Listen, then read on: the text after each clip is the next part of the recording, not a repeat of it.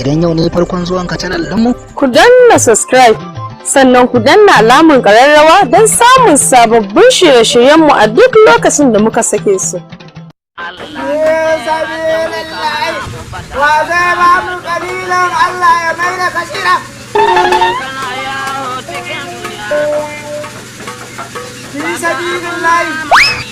Allah ya karɓa. Allah ya jiƙa mahaifa. Ka irke mutum kamar kamuli, hannu na mutum idanun mutum, in ka koma cikin zuciya ta sai ka ga makura da shi. Fi sabilin layi.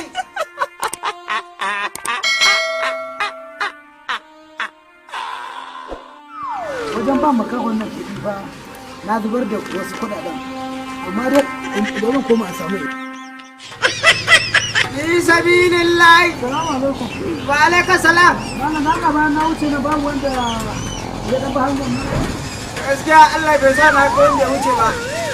Allah kuɗi ne ko Allah sa kaga alamu.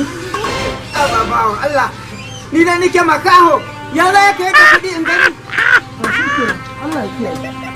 Amin. Fi sabilillah. Fi sabilillah. Allah ya karba. Allah ya karba. Allah ya biya. ‘Yan mata, yawa da Allah zo, da ke dike. Ya aka yi sun yi mutu.